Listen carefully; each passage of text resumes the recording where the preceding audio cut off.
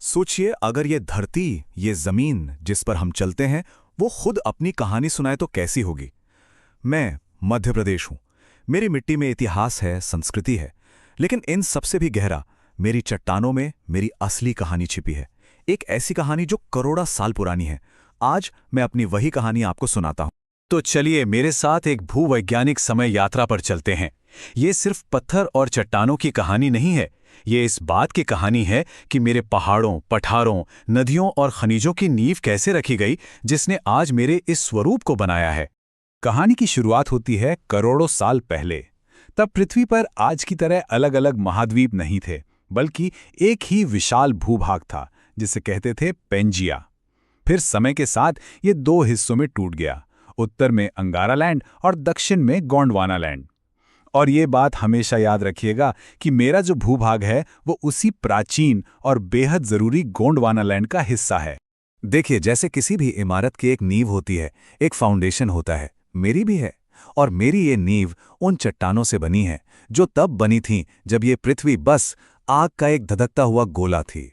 इन्हें हम कहते हैं आर्कियन क्रम की चट्टानें। ये सबसे पुरानी, सबसे बुनियादी चट्टानें हैं। क्योंकि ये सीधे लावा के ठंडा होने से बनी, इसलिए ये आग्नेय और रवेदार हैं।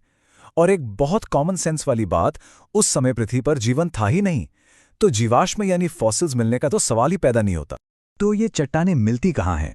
यह खासतौर पर बुंदेलखंड के इलाके में मिलती हैं, जहां ग्रेनाइट और निस के रूप में आप मेरी इस नींव को देख सकते हैं। परीक्षा के लिए दो बातें सबसे जरूरी हैं।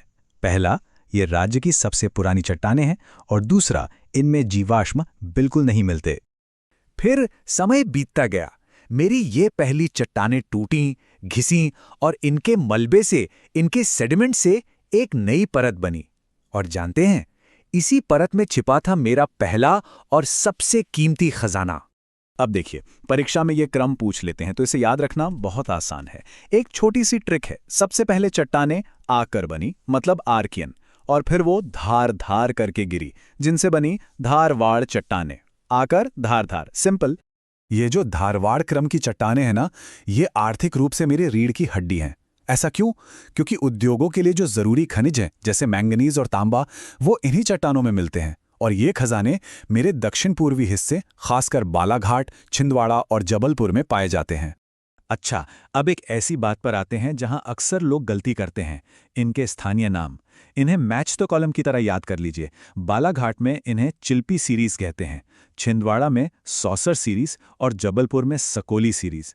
ये नाम बहुत जरूरी हैं। कहानी आगे बढ़ती है। अब धारवाड़ चट्टानें भी टूटी और उनके मलबे से जो अगली परत बनी, उसने दुनिया को मेरा सबसे बेशकीमती तोहफा दिया, मेरा हीरा। और इसे याद रखने की ट्रिक बहुत मजेदार है। देखिए, हीरा कोई साफ सुथरी सजी सजाई जगह पर नहीं मिलता, वो तो मिलता है कूड़े में। और कूड़े से याद रखिए, कुड़प्पा। तो हीरा कौन सी चट्टानों में मिलता है? कुड़प्पा क्रम की चट्टानों में। कुड़प्पा क्रम की चट्टानें मुख्य रूप से दो श्रृंखलाओं में मिलती हैं, एक ग्वालियर श्रृंखला और दूसरी बिजावर श्रृंखला। लेकिन एग्जाम के लिए जो सबसे जरूरी है वो है बिजावर श्रृंखला। क्यों? क्योंकि मेरे जो हीरे हैं वो पन्ना और छतरपुर में मिलने वाली इसी बिजावर श्रृंखला में ही पाए जाते हैं।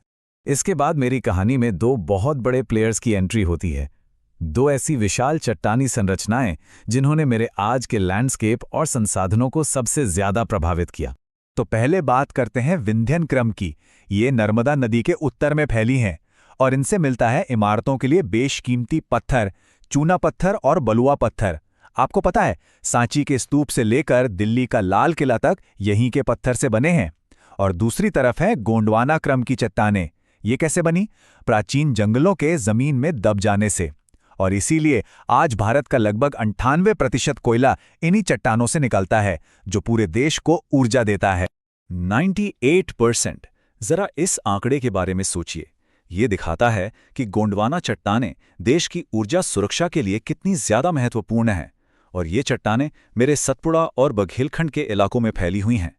और फिर मेरे इतिहास की सबसे नाटकीय घटना हुई।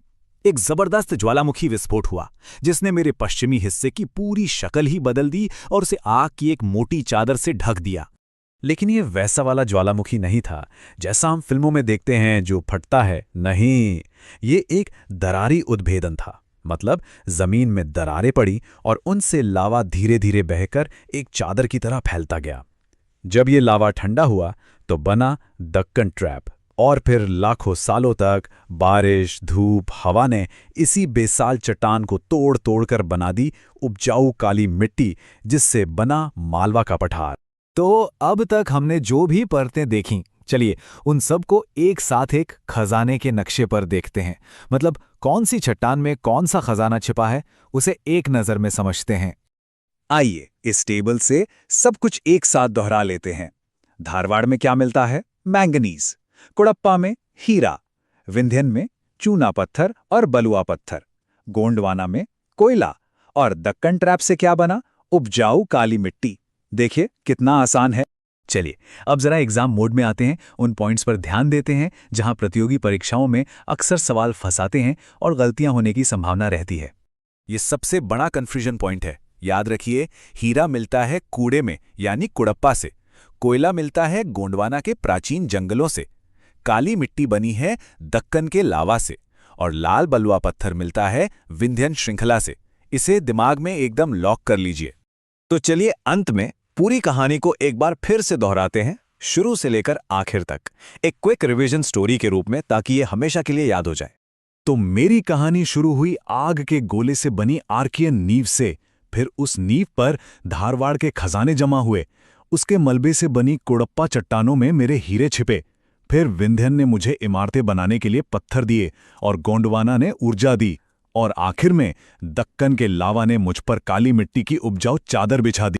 मेरी कहानी चट्टानों में लिखी है, लेकिन भविष्य की कहानी इस बात से लिखी जाएगी कि हम इन प्राकृतिक खजानों का उपयोग कैसे करते हैं। ये एक ऐसा सवाल है जिस पर हम सभी को मिलकर विचार करना चाहिए।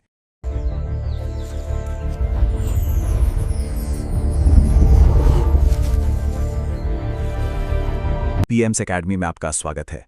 विद्यार्थियों, आज की क्लास में हम मध्य प्रदेश के एक ऐसे टॉपिक पर बात करेंगे जो सिर्फ पर्यावरण के लिहाज से ही नहीं, बल्कि एमपीपीएससी और दूसरी सभी परीक्षाओं के लिए भी बहुत बहुत जरूरी है। और वो है राज्य के वन संसाधन। तो आज हम इसे कैसे कवर करने वाले हैं? सबसे पहले हम ये समझेंगे कि मध्य प्रदेश को भारत का वन हृदय क्यों कहते हैं। फिर हम वनों के अलग अलग प्रकारों को देखेंगे, वहां के खास पेड़ पौधों और वन्य जीवों के बारे में जानेंगे। फिर संरक्षण के लिए क्या नीतियां हैं, उन पर नजर डालेंगे। और हाँ, सबसे आखिर में परीक्षा में आने वाले सबसे जरूरी पॉइंट्स को फटाफट रिवाइज करेंगे। इस टॉपिक का महत्व समझने के लिए ये एक लाइन ही काफी है। सोचिए, अगर भारत एक शरीर है और मध्य प्रदेश उसका दिल, तो यहाँ के जो जंगल हैं वो उसकी सांसें हैं। मतलब ये कि ये सिर्फ पेड़ नहीं है, ये हमारे राज्य की बायोडायवर्सिटी, क्लाइमेट बैलेंस और इकोनॉमी सबकी बुनियाद हैं।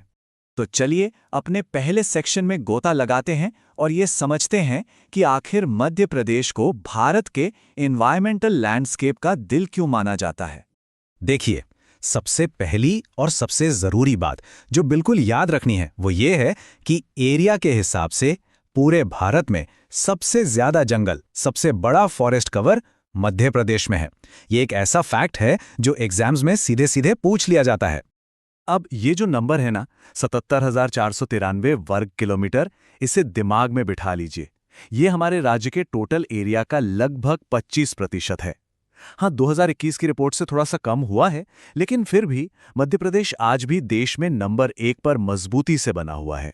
अब जरा इस चार्ट को देखिए। यहां साफ पता चल रहा है कि मध्य प्रदेश और दूसरे राज्यों के फॉरेस्ट कवर में कितना बड़ा अंतर है।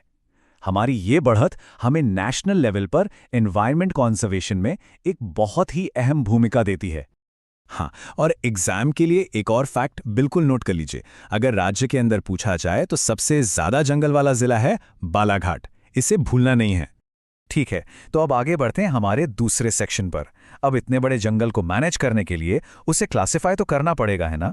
तो चलिए समझते हैं कि ये क्लासिफिकेशन किस आधार पर होता है, क्योंकि ये भी परीक्षा का एक पसंदीदा हिस्सा है।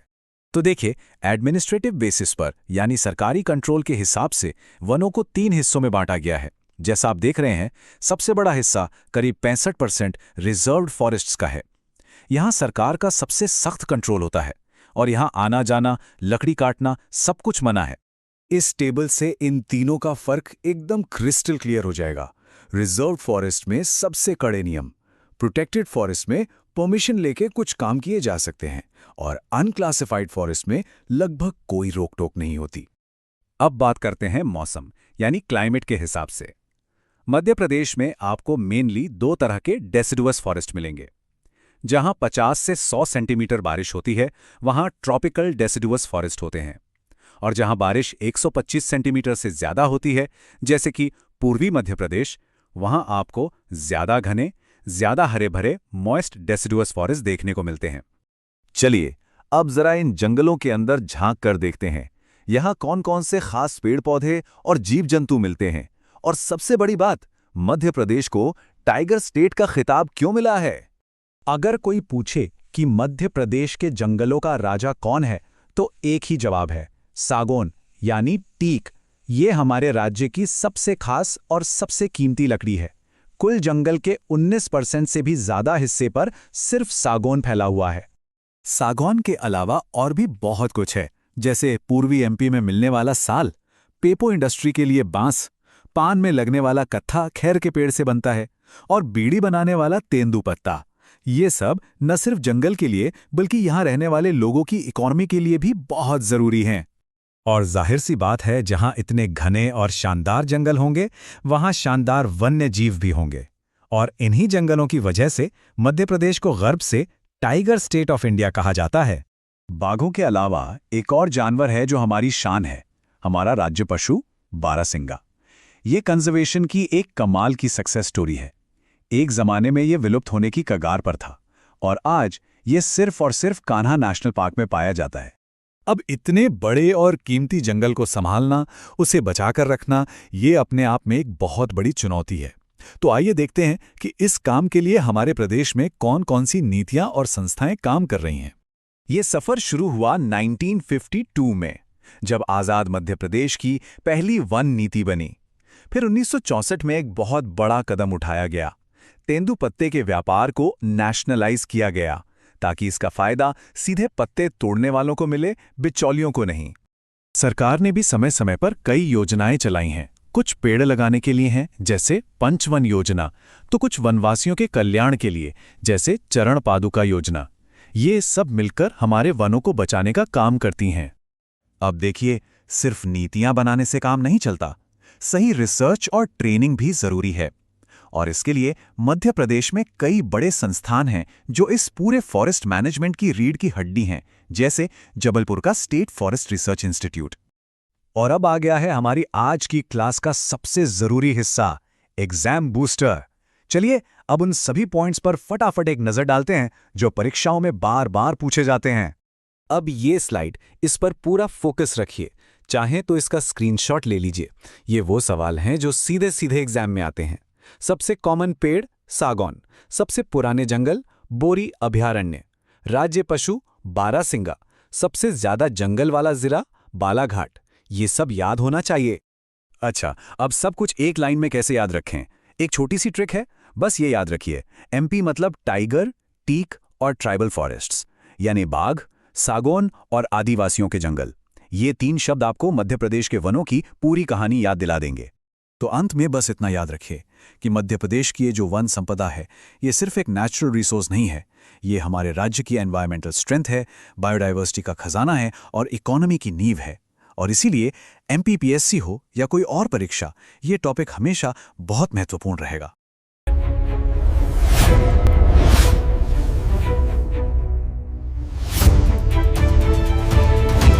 नमस्कार, आज हम एक सफर पर निकलेंगे मध्य प्रदेश के दिल से गुजरती हुई इसकी जीवन रेखाओं यानी यहाँ की नदियों को समझने के लिए। इस सफर में हम ये जानेंगे कि आखिर एमपी को नदियों का मायका क्यों कहते हैं, और हाँ, परीक्षा के नजरिए से कौन से तथ्य सबसे ज्यादा जरूरी हैं। तो चलिए सबसे पहले इसी सवाल में गोता लगाते हैं। मध्य प्रदेश को नदियों का मायका यानी नदियों का घर कहने के पीछे एक बहुत बड़ा भौगोलिक कारण है। आप देखिए, भारत की कई बड़ी और महत्वपूर्ण नदियां यहीं की जमीन से जन्म लेती हैं, और यही वो वजह है जो इस टॉपिक को किसी भी प्रतियोगी परीक्षा के लिए बेहद जरूरी बना देती है। ये रहा हमारी आज की यात्रा का पूरा रोड मैप। हम अपनी कहानी शुरू करेंगे नर्मदा और तापी के पश्चिम की ओर बहने वाले प्रवाह से। फिर हम उत्तर की ओर बढ़ेंगे और यमुना परिवार की नदियों से मिलेंगे। इसके बाद पूर्व और दक्षिण की धाराओं को समझेंगे और आखिर में मालवा की जीवन रेखाओं के साथ साथ परीक्षा के लिए कुछ सबसे जरूरी तथ्यों पर नजर डालेंगे। तो चलिए अब बात करते हैं हमारी पहली और सबसे महत्वपूर्ण नदी नर्मदा की। इसे यूं ही नहीं मध्य प्रदेश की जीवन रेखा कहा जाता है। जरा नर्मदा की इस शानदार यात्रा की कल्पना कीजिए। ये अनूपपुर जिले में मैकल पर्वत की चोटी अमरकंटक से जन्म लेती है और फिर पूरब से पश्चिम की ओर एक लंबा सफर तय करती है। सोचिए, कुल 1312 किलोमीटर की लंबाई में से 1077 किलोमीटर ये सिर्फ मध्य प्रदेश को सींचती है और फिर जाकर खंबात की खाड़ी में अरब सागर से मिल जाती है। अच्छा, इसको ऐसे समझिए। मान लीजिए नर्मदा पश्चिम की ओर बह रही है, तो जो भी नदियां दक्षिण से आकर यानी उसके बाईं तरफ से उसमें मिलती हैं, उन्हें हम बाएं तट यानी लेफ्ट बैंक की सहायक नदियां कहते हैं, जैसे कि तवा और शक्कर। और जो नदियां उत्तर से यानी दाईं तरफ से आकर मिलती हैं, वो दाएं तट यानी राइट बैंक की सहायक नदियां कहलाती हैं, जैसे हिरन और बर्मा। ये कॉन्सेप्ट समझना परीक्षा के लिए बहुत जरूरी है। नर्मदा का ये जो शक्तिशाली प्रवाह है ना, वो अपने रास्ते में कई बेहद खूबसूरत जलप्रपात भी बनाता है। जहां से वो निकलती है अमरकंटक में, वहीं कपिलधारा और दुग्धधारा बनाती है। फिर जब जबलपुर के भेड़ाघाट पहुंचती है तो विश्व प्रसिद्ध धुआंधार जलप्रपात का नज़ारा देखने मिलता है। और आगे महेश्वर में सहस्त्रधारा। ये सभी नाम और जगहें एग्जाम के लिहाज से बहुत महत्वपूर्ण हैं। चलिए अब उन नदियों के रास्ते पर चलते हैं जो उत्तर की ओर बहती हैं और आखिरकार विशाल यमुना नदी प्रणाली का हिस्सा बन जाती हैं। इस हिस्से की शुरुआत हम करेंगे मध्य प्रदेश की दूसरी सबसे बड़ी नदी चंबल से। ये नदी अपने अद्भुत और नाटकीय भूदृश्यों यानी कि बीहड़ों के लिए जानी जाती है। चंबल नदी का सफ़र इंदौर के पास महू की जाना पावा पहाड़ियों से शुरू होता है। जब ये मालवा के पठार को पार करती है तो इसका तेज बहाव मिट्टी को काट काट कर गहरे खड्डे बना देता है, जिन्हें हम बीहड़ या रवीन्स कहते हैं। इसी को गूली इरोजन भी कहते हैं। और अंत में ये उत्तर प्रदेश के इटावा के पास जाकर यमुना नदी में मिल जाती है। ये स्लाइड बहुत अच्छे से दिखाती है कि कैसे चंबल की शक्ति का इस्तेमाल बिजली बनाने के लिए किया जाता है। देखिए, मध्य प्रदेश के मंदसौर में है गांधी सागर बांध। यहां से नदी राजस्थान में जाती है, जहां इस पर राणा प्रताप सागर और फिर जवाहर सागर बांध बने हैं। एग्जाम में अक्सर इनका क्रम पूछ लिया जाता है, तो ये याद रखना बहुत जरूरी है। हमारी अगली नदी है बेतवा, जो बुंदेलखंड क्षेत्र के लिए एक बहुत बड़ा सांस्कृतिक महत्व रखती है। हालांकि एक दुखद बात यह है कि प्रदूषण के बढ़ते स्तर की वजह से इसे मध्य प्रदेश की गंगा भी कहा जाता है। यहां हम बुंदेलखंड की दो अहम नदियों को एक साथ देख रहे हैं। एक तरफ है बेतवा, जो रायसेन के कुम्हारा गांव से निकलकर इस पूरे इलाके की जीवन रेखा बनती है, और दूसरी तरफ है केन, जो कैमूर की पहाड़ियों से निकलती है और अपनी सुंदरता के लिए मशहूर है। देखिए, दोनों का अंत एक ही जगह होता है, यमुना नदी में। एग्जाम के लिए ये एक और बहुत ही जरूरी पॉइंट है, केन बेतवा लिंक परियोजना। 2005 में शुरू की गई इस परियोजना का मकसद है केन नदी का जो अतिरिक्त पानी है उसे कम पानी वाले बेतवा बेसिन में भेजना। और सबसे खास बात यह है कि यह भारत की पहली नदी जोड़ो परियोजना है। अच्छा, ऐसा नहीं है कि सारी नदियां उत्तर या पश्चिम की ओर ही जाती हैं। चलिए अब उन प्रमुख नदियों को देखते हैं जो मध्य प्रदेश के पूर्वी और दक्षिणी अपवाह तंत्र को बनाती हैं। ये स्लाइड सोन और वैनगंगा के बीच का फर्क बहुत ही साफ साफ दिखाती है। देखिए कितनी दिलचस्प बात है। सोन नदी भी नर्मदा के पास अमरकंटक से ही निकलती है, लेकिन वो पूर्व की ओर बहकर गंगा में मिल जाती है। वहीं दूसरी ओर वैनगंगा सिवनी से निकलकर दक्षिण की तरफ बहती है और गोदावरी नदी प्रणाली का हिस्सा बनती है। अब हम कुछ ऐसी नदियों पर फोकस करेंगे जो भले ही लंबाई में थोड़ी छोटी हों, लेकिन अपनी खासियतों की वजह से एग्जाम में अक्सर इनसे जुड़े सवाल आते हैं। इन 4 नदियों से जुड़े फैक्ट्स तो सीधे सीधे परीक्षा में पूछे जाते हैं। पहली है शिप्रा, जिसे मालवा की गंगा कहते हैं और जिसके किनारे उज्जैन में सिंहस्थ कुंभ मेला लगता है। दूसरी है माही, जो भारत की इकलौती ऐसी नदी है जो कर्क रेखा को 2 बार काटती है। तीसरी है तापी, जिसे सूर्यपुत्री भी कहते हैं और ये नर्मदा के समानांतर बहती है। और चौथी है तवा, जो नर्मदा की सबसे लंबी सहायक नदी है। तो चलिए, अब तक हमने जो भी कुछ सीखा है उसे कुछ बहुत ज़रूरी एग्जाम फ्रेंडली पॉइंट्स में समेट लेते हैं, जो रिवीजन में बहुत मदद करेंगे। इस चार्ट को देखिए, ये मध्य प्रदेश के अपवाद तंत्र की पूरी कहानी बता रहा है। राज्य का लगभग 55% पानी उत्तर की ओर बहने वाली नदियों के जरिए गंगा यमुना बेसिन में जाता है। ये एक बहुत ही प्रमुख भौगोलिक कॉन्सेप्ट है। प्रीलिम्स एग्जाम्स के लिए सबसे लंबी नदियों का क्रम याद रखना बहुत ज़रूरी है। जैसा कि ये टेबल साफ साफ दिखा रही है, नर्मदा सबसे लंबी है, उसके बाद चंबल का नंबर आता है और फिर सोन नदी। इस फर्क को हमेशा याद रखिए। एमपीपीएससी हो या यूपीएससी, ये सवाल अक्सर पूछा जाता है कि कौन सी नदियां एक दूसरे के समानांतर बहती हैं या कौन सी नदियां डेल्टा की जगह ज्वारनदमुख यानी एस्चुरीज बनाती हैं। तो जवाब है नर्मदा और तापी। ये दोनों भ्रंश घाटियों से होकर बहती हैं और ज्वारनदमुख का निर्माण करती हैं। और आखिर में ये सवाल, जो इन नदियों के महत्व को बहुत ही शानदार ढंग से बताता है। सोचिए, ये नदियां सिर्फ पानी नहीं बहाती, बल्कि अपने साथ पूरे राज्य का इतिहास, यहाँ की संस्कृति और अर्थव्यवस्था को लेकर चलती हैं। इनके बिना मध्य प्रदेश की कल्पना करना भी मुश्किल है।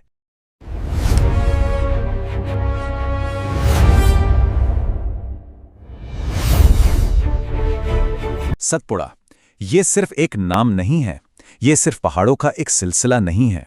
ये भारत के दिल में बसी एक ऐसी प्राकृतिक दीवार है जिसने हमारे देश के भूगोल, इतिहास और संस्कृति को एक शक्ल दी है।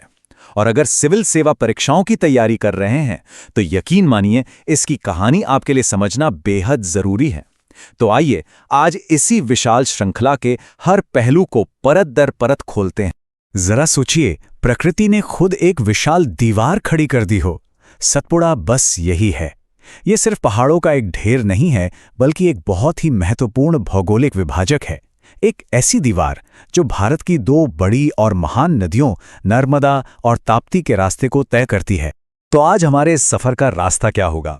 सबसे पहले हम समझेंगे कि इसे प्राकृतिक दीवार कहते क्यों हैं। फिर हम ये जानेंगे कि करोड़ों साल पहले ये बनी कैसे। उसके बाद हम पश्चिम से लेकर पूर्व तक इसके अलग अलग हिस्सों की यात्रा करेंगे, इसकी नदियों और जलवायु को समझेंगे, इसके घने जंगलों की दुनिया में झांकेंगे और हाँ, सबसे आखिर में परीक्षा में आने वाले हर जरूरी फैक्ट को दिमाग में बिठा लेंगे। तो चलिए सबसे पहले इसी सवाल का जवाब ढूंढते हैं कि आखिर ऐसी क्या बात है जो सतपुड़ा को एक प्राकृतिक दीवार का दर्जा देती है। इसका पूरा राज छिपा है इसकी लोकेशन में, इसकी भौगोलिक स्थिति में, जो इसे भारत का एक बेहद महत्वपूर्ण जल विभाजक यानी वाटरशेड बनाती है। जरा मन में भारत का नक्शा लाइए। ठीक बीचों बीच सतपुड़ा एक लंबी लकीर की तरह फैला हुआ है। इसके ठीक उत्तर में बह रही है नर्मदा नदी एक गहरी घाटी में, और इसके ठीक दक्षिण में बह रही है ताप्ती नदी। ऐसा लगता है मानो सतपुड़ा इन दोनों महान नदियों के बीच सैंडविच बना हुआ हो। गुजरात से शुरू होकर ये महाराष्ट्र, मध्य प्रदेश से होते हुए छत्तीसगढ़ तक करीब करीब 900 किलोमीटर तक फैला हुआ है। हर पर्वत की अपनी एक कहानी होती है ना? और सतपुड़ा की कहानी तो पृथ्वी के अंदर की जबरदस्त ताकतों से जुड़ी है। तो चलिए जरा टाइम में पीछे चलते हैं और जानते हैं कि इस विशाल पर्वत का जन्म कैसे हुआ। देखिए, सतपुड़ा का जो बेसिक कैरेक्टर है वो है एक ब्लॉक माउंटेन का। अब ये क्या होता है? सीधे साधे शब्दों में कहें तो जब जमीन का एक बहुत बड़ा टुकड़ा यानी एक ब्लॉक दरारों के सहारे ऊपर उठ जाता है तो उसे ब्लॉक माउंटेन कहते हैं। अच्छा, अब ये प्रोसेस हुआ कैसे, इसे स्टेप बाय स्टेप समझते हैं। सबसे पहले जमीन के अंदर खिंचाव पैदा हुआ। इस खिंचाव से सतह पर बड़ी बड़ी दरारें पड़ गईं। फिर बीच वाला हिस्सा वो नीचे धंस गया और बन गई नर्मदा जैसी एक गहरी भ्रंश घाटी यानी रिफ्ट वैली। और जो किनारे के दो हिस्से थे वो ऊपर उठ गए और बन गए विंध्य और सतपुड़ा जैसे ब्लॉक पर्वत। है ना कमाल की बात? और ये कोई अकेली घटना नहीं है, पूरी दुनिया में ऐसा होता है। भारत में जैसे सतपुड़ा और विंध्य हैं, ठीक वैसे ही जर्मनी में ब्लैक फॉरेस्ट है या अमेरिका में सियरा नेवादा। ये सारे के सारे ब्लॉक माउंटेन के ही उदाहरण हैं। सतपुड़ा की चट्टानें तो मानो इसकी पूरी आत्मकथा लिखती हैं। सबसे नीचे बहुत पुरानी चट्टानें हैं।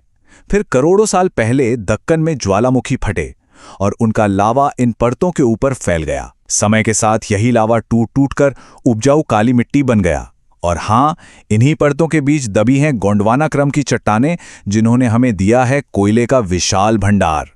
तो देखा कैसे भूविज्ञान सीधा सीधा हमारे संसाधनों से जुड़ा है। तो चलिए अब एक मेंटल जर्नी पर निकलते हैं। हम सतपुड़ा पर पश्चिम से शुरू करके पूर्व की ओर बढ़ेंगे। एक बात याद रखिएगा, परीक्षाओं में ये क्रम अक्सर पूछा जाता है, इसलिए सफर पर थोड़ा ज्यादा ध्यान देना है। इस पूरे 900 किलोमीटर के सफर को आसानी से समझने के लिए हम इसे 3 बड़े हिस्सों में बांट लेते हैं। सबसे पश्चिम में है राजपीपला की पहाड़ियां, बीच में आती हैं महादेव की पहाड़ियां और सबसे पूर्व में है मैकाल रेंज। तो चलिए शुरुआत करते हैं पश्चिम से। हमारा सफर शुरू होता है पश्चिमी सतपुड़ा यानी राजपीपला हिल से।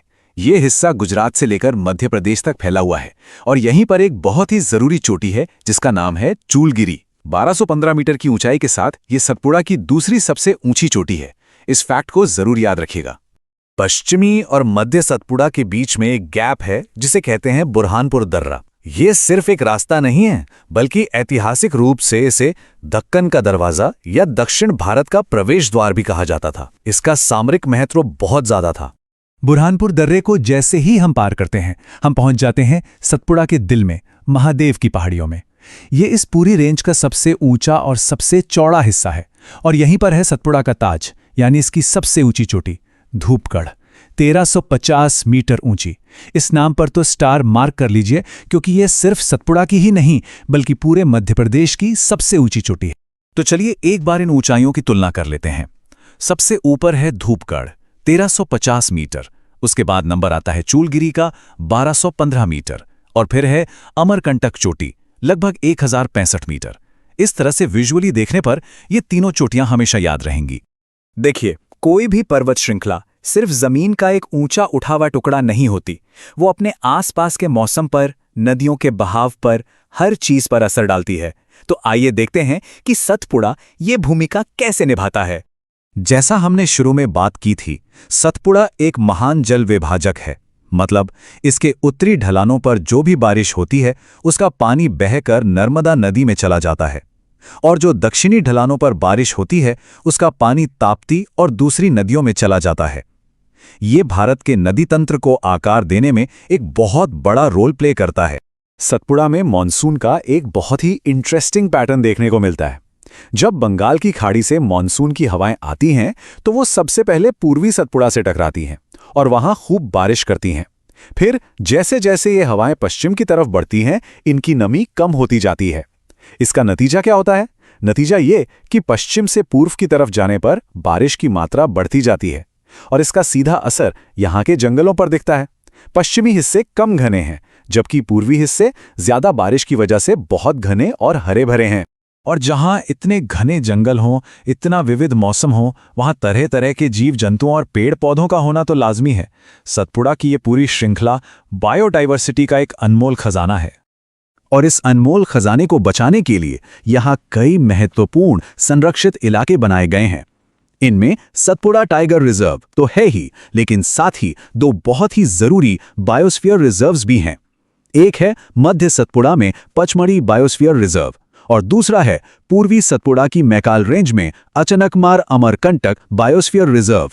और ये सिर्फ राष्ट्रीय स्तर पर ही महत्वपूर्ण नहीं है, इन दोनों बायोस्फीयर रिजर्व्स को अंतर्राष्ट्रीय मान्यता भी मिली हुई है। ये दोनों यूनेस्को के मैन एंड बायोस्फीयर यानी MAB प्रोग्राम का हिस्सा है, जो ये बताता है कि यहाँ की इकोलॉजी पूरी दुनिया के लिए कितनी ज्यादा कीमती है। तो इस पूरी यात्रा के बाद अब वक्त है उन सबसे जरूरी मोतियों को चुनने का, उन फैक्ट्स पर फोकस करने का जिन्हें परीक्षा के लिए याद रखना ही रखना है। तो सबसे बड़ा सवाल यही है कि परीक्षा में यहां से क्या पूछा जा सकता है। चलिए उन सबसे जरूरी पॉइंट्स पर फोकस करते हैं जिन्हें भूलने की कोई गुंजाइश नहीं है। ये स्लाइड आपके फाइनल रिवीजन के लिए है। चलिए एक एक करके दोहराते हैं। पहला, सतपुड़ा किस तरह का पर्वत है? ये एक ब्लॉक पर्वत है। दूसरा, इसकी सबसे ऊंची चोटी कौन सी है? धूपगढ़ 1350 मीटर। तीसरा, इसकी उत्तरी और दक्षिणी सीमा कौन सी नदियां बनाती हैं? उत्तर में नर्मदा, दक्षिण में ताप्ती। और चौथा, पश्चिम से पूर्व का सही क्रम क्या है? राजपीपला, फिर महादेव और आखिर में मैकाल। ये फैक्ट्स बिल्कुल पक्के होने चाहिए। और अंत में बस एक सवाल, ये पहाड़ लाखों सालों से यहाँ खड़े हैं। इन्होंने न जाने कितनी सभ्यताओं को बनते और बिगड़ते देखा है। आज जब हम विकास की दौड़ में भाग रहे हैं तो क्या सतपुड़ा जैसे ये प्राचीन इकोसिस्टम हमें ये नहीं सिखाते कि विकास और संरक्षण के बीच एक सही संतुलन बनाना कितना जरूरी है? इसी सवाल के साथ आज का ये विश्लेषण यहीं समाप्त होता है।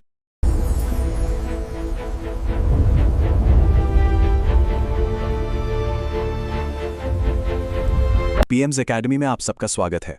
आज हम बात करेंगे मध्य प्रदेश की जीवन रेखाओं के बारे में, यानी यहाँ की नदियाँ और उनका पूरा अपवाह तंत्र। देखिए, ये एमपीपीएससी के लिए एक बहुत ही ज़रूरी टॉपिक है, तो हम सिर्फ इसका भूगोल ही नहीं समझेंगे, बल्कि माँ नर्मदा की एक बहुत ही दिलचस्प पौराणिक कहानी भी जानेंगे। तो चलिए शुरू करते हैं। अच्छा, चलिए शुरुआत इसी सवाल से करते हैं जो अक्सर सुनने को मिलता है। मध्य प्रदेश को नदियों का मायका आखिर कहते क्यों हैं? अब इसका जवाब सिर्फ ये नहीं है कि यहाँ बहुत सारी नदियां हैं। नहीं, इसका असली कारण हमारे आज के पूरे विश्लेषण में छुपा हुआ है। इससे पहले कि हम सीधे नदियों की बात करें, एक बहुत ही बेसिक फाउंडेशनल कॉन्सेप्ट समझना जरूरी है। ये अपवाह तंत्र या ड्रेनेज सिस्टम होता क्या है। अगर ये कॉन्सेप्ट क्लियर हो गया तो यकीन मानिए प्रीलिम्स और मेंस के कई सवालों का बेस एकदम मजबूत हो जाएगा। तो देखिए, एक अपवाह तंत्र का मतलब सिर्फ एक नदी नहीं होता। ये एक मुख्य नदी और उसकी जितनी भी सहायक नदियां हैं, उन सब का एक पूरा का पूरा नेटवर्क है। और इसकी सबसे बड़ी शर्त यह है कि ये पूरा नेटवर्क आज़ाद होकर, इंडिपेंडेंट तरीके से बहकर किसी सागर, महासागर या बड़ी झील में जाकर मिलना चाहिए, किसी दूसरी बड़ी नदी में नहीं। चलिए इस फर्क को एक बहुत ही आसान उदाहरण से समझते हैं। एक तरफ है नदी, जैसे बेतवा, ये एक अकेली धारा है जो बहती है और जाकर यमुना में मिल जाती है। कहानी खत्म, ये सिर्फ एक नदी है। वहीं दूसरी तरफ है एक अपवाह तंत्र, जैसे हमारी नर्मदा। ये अकेली नहीं है, इनके साथ इनकी पूरी टीम है, इनकी सहायक नदियां, और ये सब मिलकर एक नेटवर्क बनाकर अपना सफर खुद पूरा करते हैं और सीधे अरब सागर में जाकर मिलते हैं। बस यही है सबसे बड़ा अंतर। एक नदी किसी दूसरे का हिस्सा बन सकती है, लेकिन एक अपवाह तंत्र अपना रास्ता खुद बनाता है। चलिए अब आगे बढ़ते हैं और देखते हैं कि ये जो कॉन्सेप्ट हमने अभी सीखा वो हमारे मध्य प्रदेश पर कैसे लागू होता है। यहाँ की नदियों का जो भूगोल है ना, वो सच में बहुत ही अनोखा है। तो वापस आते हैं उसी सवाल पर, नदियों का मायका क्यों? क्योंकि मध्य प्रदेश से छोटी बड़ी मिलाकर लगभग 207 नदियां निकलती हैं, जो पूरे भारत में सबसे ज्यादा है। सोचिए, यहां से नदियां जन्म लेकर चारों दिशाओं में बहती हैं, और इसीलिए एमपी को भारत का रिवर डिवाइड स्टेट या जल विभाजक राज्य भी कहा जाता है। मध्य प्रदेश के पूरे ड्रेनेज सिस्टम को हम मोटे तौर पर 2 हिस्सों में बांट सकते हैं, जैसा कि इस टेबल में दिख रहा है। एक हिस्सा उन नदियों का है जो बंगाल की खाड़ी की तरफ जाती हैं, और दूसरा हिस्सा उन नदियों का जो अरब सागर की तरफ जाती हैं। इसमें गंगा यमुना तंत्र राज्य का सबसे बड़ा ड्रेनेज सिस्टम है, जबकि महानदी तंत्र सबसे छोटा, और नर्मदा अरब सागर में गिरने वाला दूसरा सबसे बड़ा तंत्र है। ये सब याद रखिएगा। तो अब जब हमने ये बड़े बड़े सिस्टम समझ लिए हैं, तो चलिए इन सिस्टम को बनाने वाली कुछ मुख्य नदियों पर भी एक नज़र डालते हैं। मध्य प्रदेश की 3 खास नदियां, नर्मदा, ताप्ती और माही, ये पूर्व से पश्चिम की ओर बहती हैं और अरब सागर में जाकर मिल जाती हैं। अब एक बात पर गौर कीजिएगा, ये नदियां डेल्टा नहीं बनाती, ये बनाती हैं एस्चुअरी, जिसे ज्वार नदमुख भी कहते हैं। इसका सीधा मतलब है कि ये अपने साथ लाई मिट्टी को फैलाती नहीं है, बल्कि एक गहरी घाटी से होकर सीधे समुद्र में मिल जाती हैं। और इनके पश्चिम की तरफ बहने का एक बहुत बड़ा भौगोलिक कारण भी है। खासकर नर्मदा और ताप्ती, ये दोनों नदियां विंध्य और सतपुड़ा की पहाड़ियों के बीच बनी एक दरार घाटी, जिसे रिफ्ट वैली कहते हैं, उससे होकर बहती हैं। तो एक तरह से इस घाटी ने उन्हें पश्चिम की ओर बहने का एक नेचुरल रास्ता दे दिया है। दूसरी तरफ राज्य की ज्यादातर बड़ी नदियां जैसे चंबल, बेतवा, केन और सोन, ये उत्तर और पूर्व की दिशा में बहती हैं। ये नदियां सीधे समुद्र तक नहीं जाती, ये गंगा और यमुना की सहायक नदियां बन जाती हैं और उनके विशाल तंत्र का एक हिस्सा बनकर आखिर में बंगाल की खाड़ी में मिलती हैं। और अब हम आते हैं अपने आज के विश्लेषण के दिल पर, मां नर्मदा की कहानी। ये सिर्फ एक नदी का भूगोल नहीं है दोस्तों, ये एक पौराणिक और सांस्कृतिक यात्रा है। स्कंद पुराण में लिखा है कि भगवान शिव ने नर्मदा को ये वरदान दिया था। सोचिए, इससे नर्मदा का आध्यात्मिक महत्व कितना गहरा है इसका अंदाजा लगता है। ऐसा कहा जाता है कि उनके दर्शन करने भर से ही पुण्य मिल जाता है। इसकी पौराणिक कथा भी बड़ी दिलचस्प है। राजा मैकल अपनी बेटी राजकुमारी नर्मदा के विवाह के लिए एक स्वयंवर रखते हैं। शर्त होती है कि जो भी गुलबकावली का दुर्लभ फूल लाएगा उसी से विवाह होगा। राजकुमार सोनभद्र ये शर्त पूरी करते हैं, लेकिन नर्मदा की दासी जोहेला धोखा दे देती है। इस धोखे से नर्मदा का दिल टूट जाता है और वो प्रण लेती हैं कि वो सोन और जोहिला के मिलन की दिशा से उल्टी दिशा में यानी पश्चिम की ओर बहेंगी और हमेशा चिरकुमारी ही रहेंगी। और देखिए ये कहानी कितने शानदार तरीके से भूगोल से जुड़ती है। ऐसा कहते हैं कि नर्मदा के झरनों से जो कलकल की आवाज आती है वो असल में उनके दुख और उनके तीव्र प्रवाह को दिखाती है, और इस ध्वनि की तुलना संगीत के वेद यानी सामवेद से की गई है। पर नर्मदा इस यात्रा पर अकेली नहीं थीं। उनकी 41 सहायक नदियां भी उनके साथ होलीं। मानो ये कह रही हों, दीदी तुम संघर्ष करो, हम तुम्हारे साथ हैं। ये पौराणिक कथा बहुत ही खूबसूरती से ये दिखाती है कि कैसे एक पूरा नदी तंत्र एक यूनिट की तरह काम करता है। अब ये जो 41 सहायक नदियां हैं ना, इनमें से 22 मिलती हैं बाएं किनारे से और 19 मिलती हैं दाएं किनारे से। अब आप सोच रहे होंगे ये लेफ्ट और राइट बैंक क्या होता है। बहुत सिंपल है। सोचिए कि आप नदी के साथ साथ बह रहे हैं पश्चिम की तरफ, तो जो आपका लेफ्ट हैंड होगा वो होगा बायां तट यानी साउथ की तरफ, और जो आपका राइट हैंड होगा वो होगा दायां तट यानी नॉर्थ की तरफ। और हाँ, एक फैक्ट जरूर याद रखिएगा, बाएं तट से मिलने वाली तवा नदी नर्मदा की सबसे बड़ी सहायक नदी है। ये सवाल कई बार पूछा गया है। चलिए अब कहानी से थोड़ा तथ्यों की ओर वापस आते हैं। यहाँ कुछ ऐसे पॉइंट्स हैं जो एमपीपीएससी और दूसरी परीक्षाओं के लिए सीधे सीधे बहुत जरूरी हैं। ये आंकड़े बिल्कुल याद कर लीजिए। नर्मदा की कुल लंबाई है 1312 किलोमीटर, जिसमें से 1077 किलोमीटर मध्य प्रदेश में है। ये राज्य के 17 जिलों से होकर गुजरती है। और एक बहुत जरूरी फैक्ट, देवास जिले में जो नेमावर है उसे नर्मदा का नाभि कुंड या केंद्र माना जाता है। नर्मदा अपनी यात्रा में अलग अलग तरह के ड्रेनेज पैटर्न्स बनाती हैं। जब वो निकलती हैं यानी अपने उद्गम स्थल पर, तो वो अरिये या रेडियल पैटर्न बनाती है। अपनी पूरी यात्रा के दौरान वो एक पेड़ की शाखाओं जैसा डेंड्रिटिक पैटर्न बनाती है, और जब उसकी सहायक नदियां उससे लगभग 90 डिग्री के एंगल पर मिलती हैं तो वो एक जाली जैसा या सलाखों जैसा ट्रेलिस पैटर्न बनाती हैं। नर्मदा का सांस्कृतिक और सामाजिक महत्व भी बहुत गहरा है। मेधा पाटकर के नेतृत्व वाला नर्मदा बचाओ आंदोलन हो या लेखक अमृतलाल बेगड़ जी, जिन्हें नर्मदा पुत्र भी कहा जाता है, या फिर सरकार का नमामि देवी नर्मदे वृक्षारोपण कार्यक्रम, ये सभी नर्मदा के हमारे जीवन में महत्व को दिखाते हैं। ठीक है, तो अब तक हमने काफी कुछ सीख लिया है। चलिए अब इसे कुछ आसान मेमोरी ट्रिक्स के साथ एकदम पक्का कर लेते हैं, ताकि ये हमेशा के लिए याद रह जाए। यहाँ एक सवाल है जिसमें अक्सर लोग गलती कर जाते हैं। अगर नर्मदा मध्य प्रदेश की सबसे लंबी नदी है, तो फिर गंगा यमुना तंत्र सबसे बड़ा क्यों है? ट्रिक वही है जो हमने एकदम शुरू में सीखी थी। नर्मदा बेशक एक लंबी नदी है, लेकिन गंगा यमुना तंत्र में चंबल, बेतवा, सोन जैसी कई बड़ी बड़ी नदियां शामिल हैं। ये सब मिलकर एक बहुत बड़ा जलग्रहण क्षेत्र यानी कैचमेंट एरिया बनाती हैं। तो हमेशा नदी की लंबाई और तंत्र के आकार के बीच का अंतर याद रखना है। और आखिर में ये एक लाइन नर्मदा के पूरे महत्व को बता देती है। नर्मदा केवल एक नदी नहीं, मध्य प्रदेश की भौगोलिक और सांस्कृतिक आत्मा है। उम्मीद है ये पूरा विश्लेषण आपके लिए उपयोगी रहा होगा। पीएम्स एकेडमी से जुड़े रहने के लिए धन्यवाद।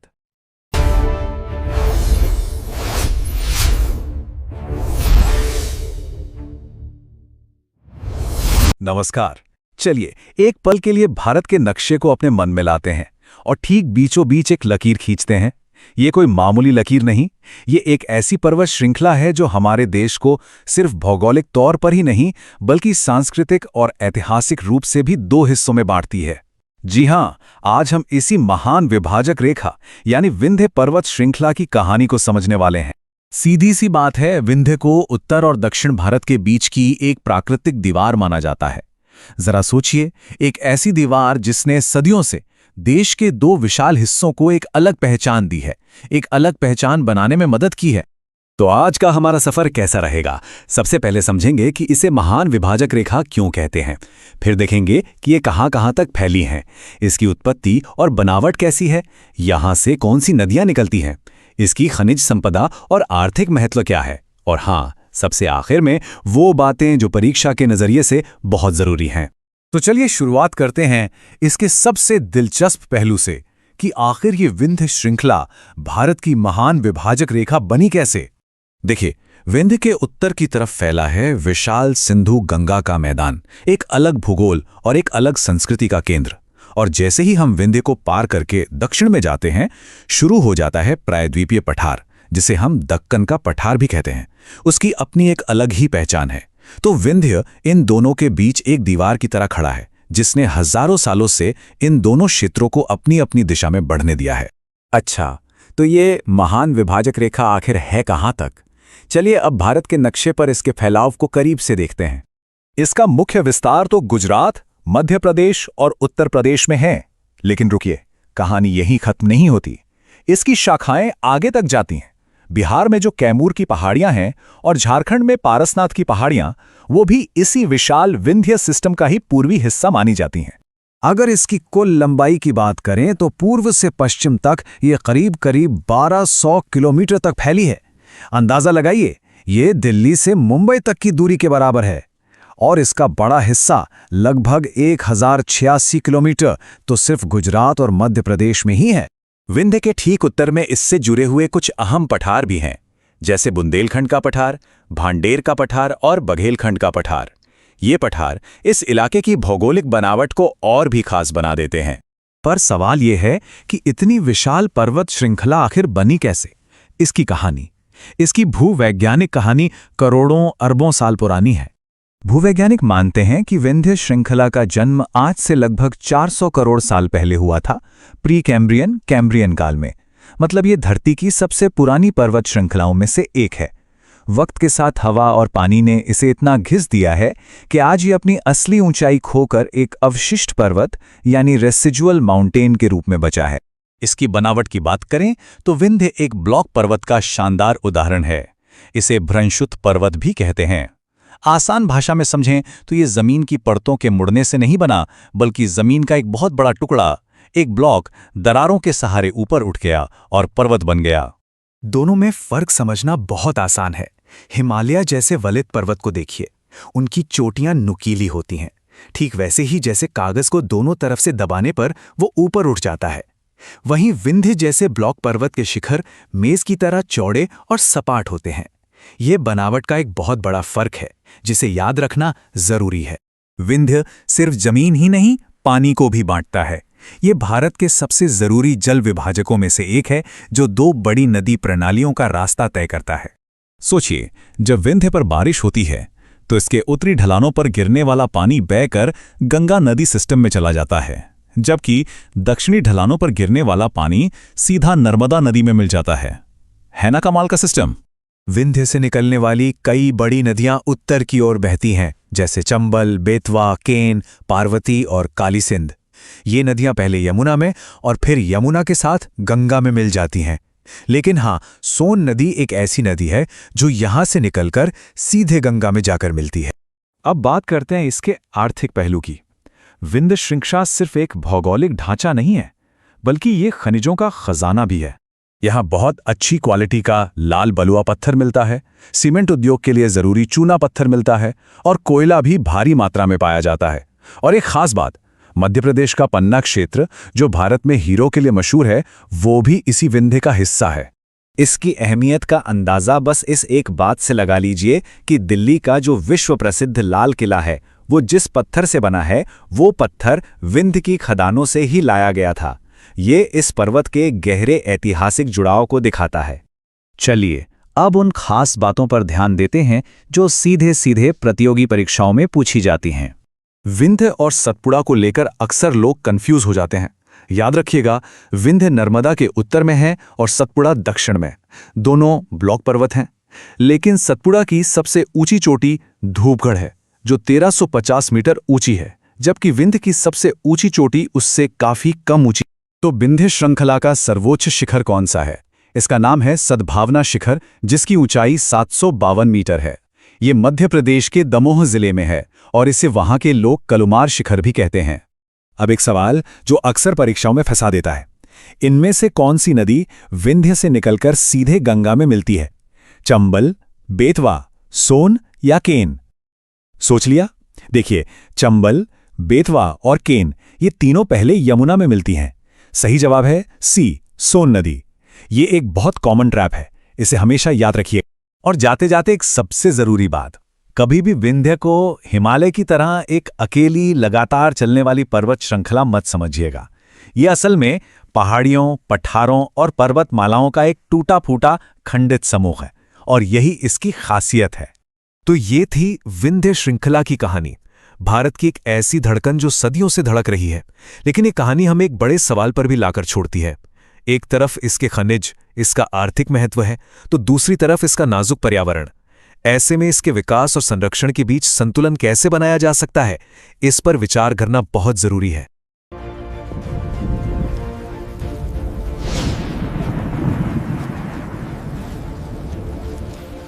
नमस्कार।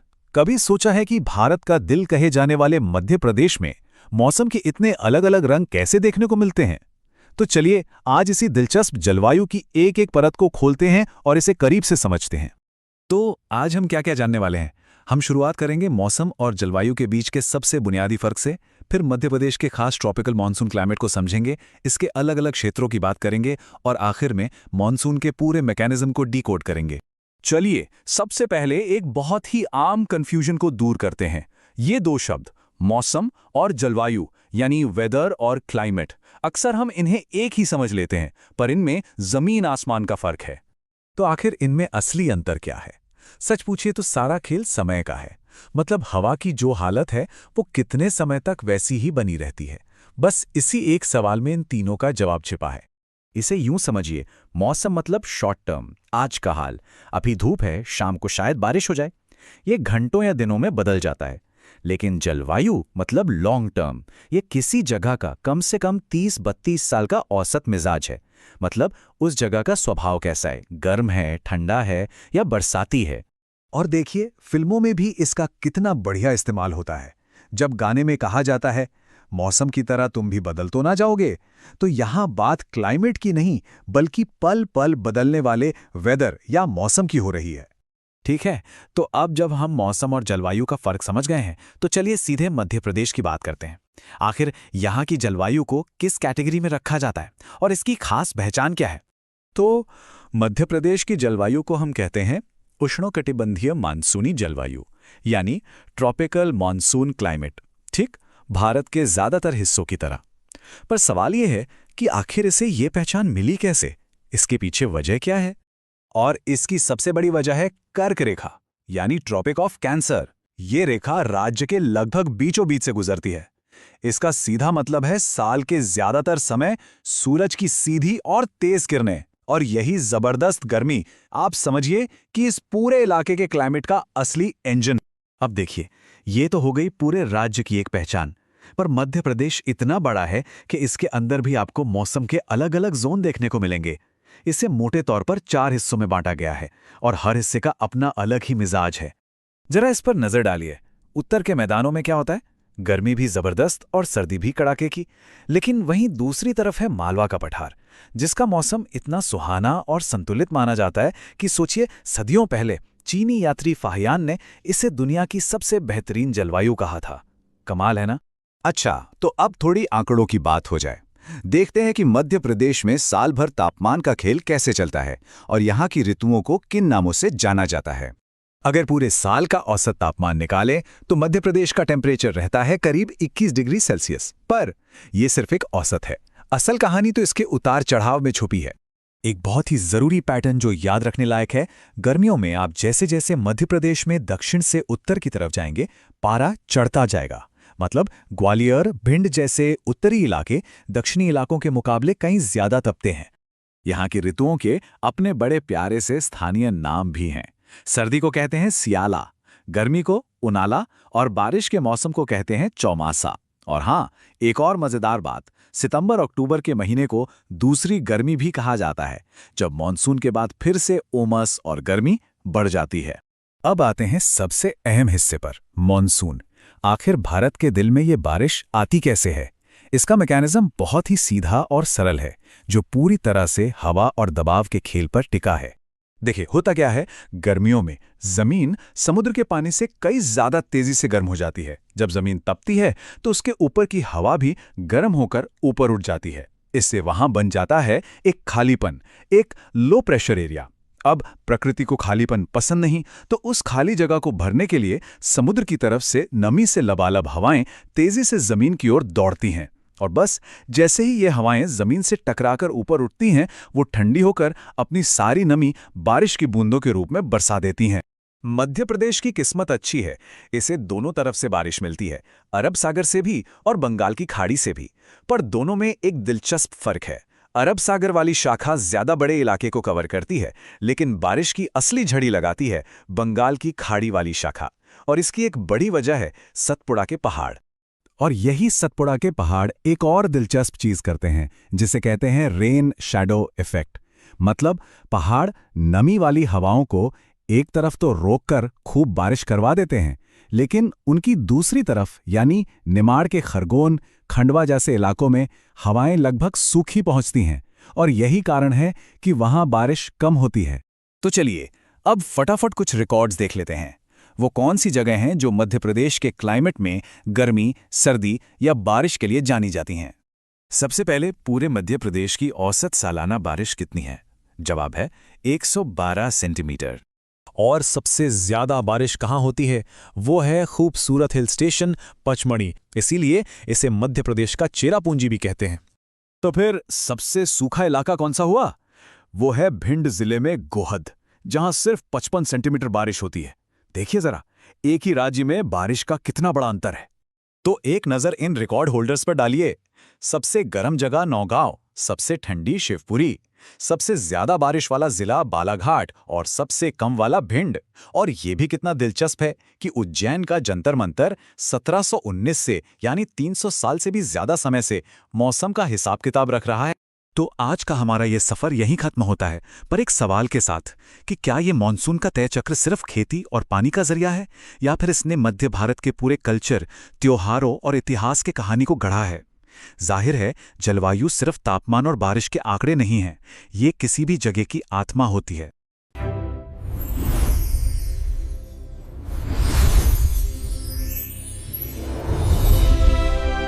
पीएम्स एकेडमी में आप सबका बहुत बहुत स्वागत है। मैं हूं आपका शिक्षक, और आज हम एमपीपीएससी परीक्षा के लिए एक ऐसे टॉपिक को समझने जा रहे हैं जो सच में मध्य प्रदेश की नींव है, और वो है यहाँ की मिट्टियां। देखिए, ये जो बात है ना, ये मध्य प्रदेश पर एकदम 100% लागू होती है। हम सब जानते हैं ये कृषि प्रधान राज्य है, और इसकी जो आत्मा है वो यहीं की जमीन में बसती है।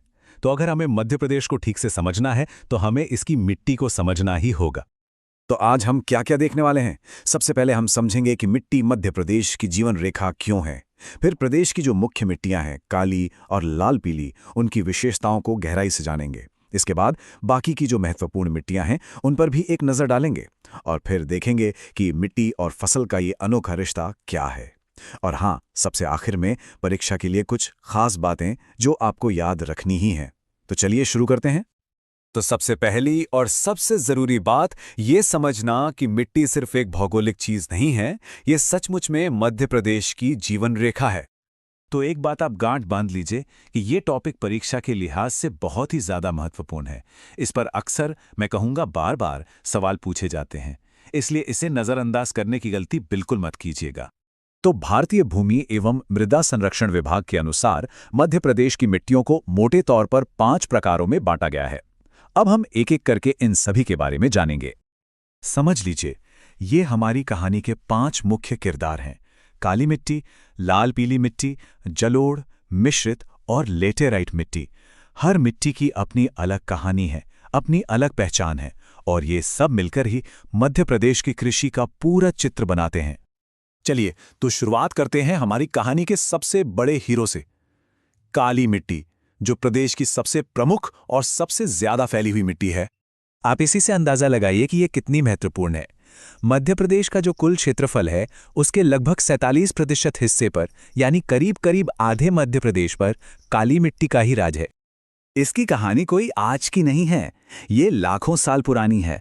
जब दक्कन के पठार पर ज्वालामुखी का लावा फैला, जिसे हम डेक्कन ट्रैप कहते हैं, वो लावा ठंडा होकर बेसाल्ट चट्टानों में बदल गया, और फिर समय के साथ हजारों लाखों सालों में जब ये चट्टानें टूटीं, तो इस उपजाऊ और पोषक तत्वों से भरी काली मिट्टी का जन्म हुआ। अब इसकी खासियत क्या है? क्यों है ये इतनी खास? पहली बात, ये क्षारीय यानी अल्कलाइन होती है। इसकी पानी को सोखकर रखने की क्षमता, मतलब वाटर रिटेंशन कैपेसिटी, जबरदस्त है, और यही चीज इसे फसलों के लिए बहुत फायदेमंद बनाती है। इसमें लोहा और चूना भरपूर मात्रा में होता है, और हाँ, इसके 2 और नाम याद रखिएगा, रेगुर मिट्टी और कपासी मिट्टी, क्योंकि ये कपास की खेती के लिए सबसे बेहतरीन मानी जाती है। और ये मिलती कहाँ है? तो ये मुख्य रूप से मालवा के पठार, नर्मदा घाटी और सतपुड़ा क्षेत्र में पाई जाती है। और यही कारण है कि मालवा को गेहूं की डलिया कहा जाता है। साथ ही यही क्षेत्र सोयाबीन और कपास के उत्पादन में भी सबसे आगे है। अच्छा, काली मिट्टी तो हो गई। चलिए अब चलते हैं प्रदेश के पूर्वी हिस्से की तरफ और बात करते हैं वहां की पहचान लाल पीली मिट्टी की। ये प्रदेश में दूसरे नंबर पर सबसे ज्यादा पाई जाने वाली मिट्टी है। आप देखिए, करीब करीब 37% हिस्से पर यही मिट्टी फैली हुई है। अब एक बड़ा इंटरेस्टिंग सवाल आता है कि इसके 2 रंग क्यों हैं। देखिए, साइंस बहुत सिंपल है। इसमें मौजूद जो लौह ऑक्साइड यानी आयरन ऑक्साइड है, जब उसका ऑक्सीडेशन होता है, मतलब जब वो ऑक्सीजन के संपर्क में आता है, तो रंग हो जाता है लाल। और जब उसी मिट्टी में हाइड्रेशन होता है, यानी पानी मिल जाता है, तो वो पीली हो जाती है। ये मिट्टी आपको मुख्य रूप से बघेलखंड और बुंदेलखंड के पूर्वी हिस्सों में मिलेगी। और जहां ये मिट्टी है, वहां की सबसे प्रमुख फसल है धान। इसीलिए पूर्वी मध्य प्रदेश धान के उत्पादन के लिए जाना जाता है। चलिए अब फटाफट बाकी बची हुई 3 मिट्टियों पर भी एक नजर डाल लेते हैं। ये भी अपने अपने क्षेत्रों में बहुत खास महत्व रखती हैं। सबसे पहले है जलोढ़ मिट्टी या एलोवियल सॉइल। ये नदियों द्वारा लाई जाती है और प्रदेश की सबसे उपजाऊ मिट्टी है। ये खासकर चंबल घाटी में मिलती है, जिसे सरसों की हांडी भी कहते हैं। फिर आती है मिश्रित मिट्टी। ये बुंदेलखंड में है। ये थोड़ी कम उपजाऊ है, लेकिन मोटे अनाज यानी श्री अन्न के लिए बहुत अच्छी है। और आखिर में है लैटेराइट मिट्टी। ये बालाघाट और छिंदवाड़ा जैसे ज्यादा बारिश वाले दक्षिणी इलाकों में मिलती है और कॉफी और मसालों के लिए ठीक है। तो अब सबसे जरूरी बात, इन सब टुकड़ों को जोड़कर देखते हैं। मिट्टी, क्षेत्र और फसल, आखिर इनका रिश्ता क्या है? चलिए सीधे सीधे जोड़कर देखते हैं। ये जो टेबल आप देख रहे हैं ना, ये आपके रिवीजन के लिए गोल्डन की है। एक ही नज़र में आप पूरे मध्य प्रदेश की कृषि भूगोल का सार समझ सकते हैं।